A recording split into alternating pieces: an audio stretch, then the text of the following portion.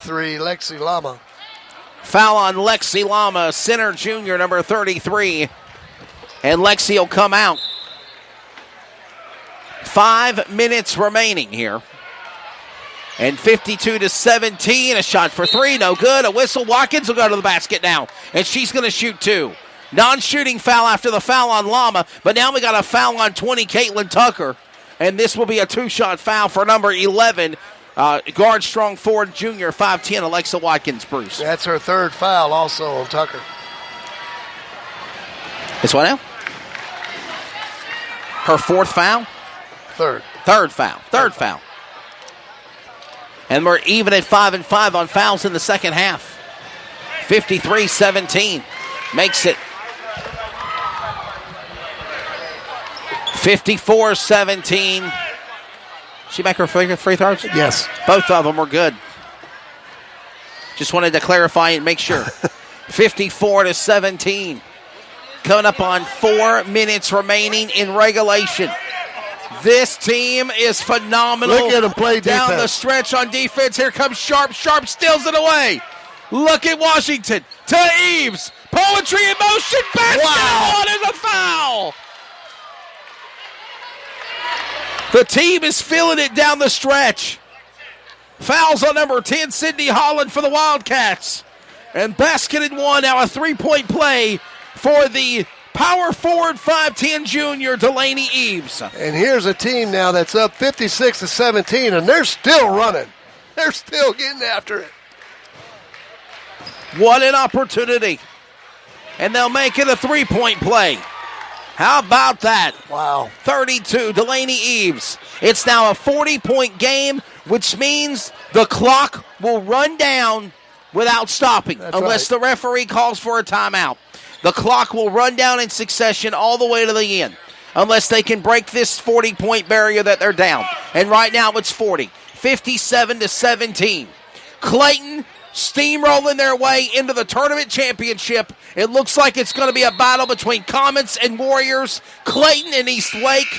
Wake County versus Johnston County. Mano y mano for the tournament championship for the women tomorrow night. And it's out of bounds. It's going to be Clayton ball. But as you said, Wesley, that clock is now running with a 40-point lead. With a 40-point lead, per the rule book of the North Carolina High School Athletic Association, the scoreboard runs down without stopping unless the referee calls for the clock to be stopped. And right now, it is ticking away. 3:33, make a wish. As Sharp goes back to Watkins. Watkins going back to Washington. 57-17. And do you just let the clock run down? What do you think? Yeah, well, right now, they're doing a lot of passing right now, but it Watkins, looks like they're just trying to run the clock out themselves. I mean, if they don't do anything stupid, by some chance of a miracle, the game's over. It's over. Yeah, if you think about it, old Dandy Don's starting to warm up, if you know what I mean. And new players are coming in. Ansley Stewart, Mackenzie Hettinger, Shirley Moses, Julie Clement. The other squad, the A-teams, coming off the court. Washington, Watkins, Eves, and Howard. They've done their job. Boy, they've done their job tonight. And I tell you, and this gets these players that are coming in, this gives them a little experience. You never know when you're going to need them. That's right. You never know it. Let you see what it's like to experience it down the stretch. As here comes the team down there, and they're going to turn it over. And it's going to be last touch by West Johnson. It'll be Comets ball. As the clock continues to run now, under 2 minutes and 30 seconds to go. Comets ball. It's Peyton Sharp. Sharp with the rock. Under 2 minutes to play now. Coming down the stretch, Clayton looking to lock up the number one spot against East Wake. These two teams will play for the conference tournament championship tomorrow night. As there's a touch and a deflection. And it will go touched by West Johnston. Back it's Clayton's ball. Atlanta Brewington forces that ball out of bounds, but the clock's still running. It's Clayton ball, and right now they're just playing catch. Back in bounds. 57-17. Nice pass and finish. A 40-point lead down the stretch. It's 140. Shirley Moses with a nice basket there, but the pass there that set that up was really nice also by number 12, Julie Clement. ready for this game to come to the home stretch. Final 90 seconds of play. 59-17. Clayton for three. Sharp, no good. Rebound, Clement, she got it back. Nice hustle. Look at that. Nice hustle. And whistle and foul, and Moses will go to the line and shoot two. Foul on number 4, Avian Newkirk. Her first. First time we mentioned her name in the game.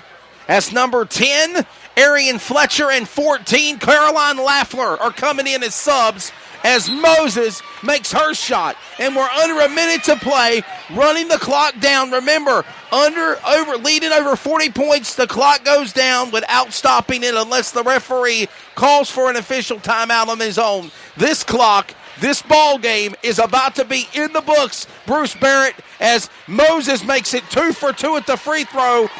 And the Comets are about to make their way to the Ship in the Greater News 3A to meet rival of the Cross County East Wake Warriors tomorrow night. Boy, should be a good one. Should be a good one.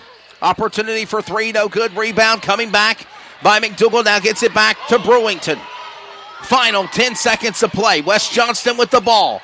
McDougal will turn it over. It's Comets ball. The clock runs down even though it's out of play. 5 seconds. 4 seconds. Clayton is going to the Greater News 3A Conference Tournament Championship Final. What a great run here by Clayton tonight. I mean, they executed flawlessly. They did a great job tonight. They made great passes. And think about this. Here you are with about a minute to go in the game, and you're still on the floor fighting for the basketball. An amazing finish by Clayton tonight. Ladies and gentlemen, the final score, your Lady Comets 61 and the West Johnston Wildcats 17. With that win, your Coach Marlon Lee and the Lady Clayton Comets will play the East Wake Warriors for the Greater News. They will play the East Wake Warriors for the Greater News 3A Conference Championship Final when it is played. Yeah, they're worried about a little bit of weather tomorrow, yeah, so we'll have to see how that goes. So the game is not tomorrow. I don't know. Will they play it Monday? Play it Saturday? I don't know. I'm not sure. Can they play on Saturday, possibly? They can play on Saturday, sure. As long as the weather's good, they can play on Saturday. Because, well, here's the thing. We know that the weather is coming in. We know this. We know that the weather's coming in. We also know that it's going to be like 40-something degrees, so it's above temperatures, which means hopefully the weather won't stick. If we do get any accumulation, it's going to taper off, and then it's not going to stick because it's not freezing temperatures. But anyhow, with that being said, the game is over, Bruce Barrett, 61-17, and Clayton is going to play. When they play, they will play East Wake for the Greater News 3A Conference Championship. Final thoughts? Well, I can tell you this. I think we're going to have a really, really, really, really good basketball game when those two teams meet. We'll keep everybody posted as to when it's going to be played and everything, but right now it's up in the air. Hopefully it'll be tomorrow and maybe on another night. We'll 61-17, Clayton will play East Wake for the Greater News 3A Conference Championship for the women after they have defeated the West Johnston Wildcats here 61-17. Stick around. The men's matchup is coming up next. It's Clayton. It's Cleveland. For Bruce Barrett, Trey Snide, and all the crew, I'm Wesley Outland. This is Comets Basketball on CRN.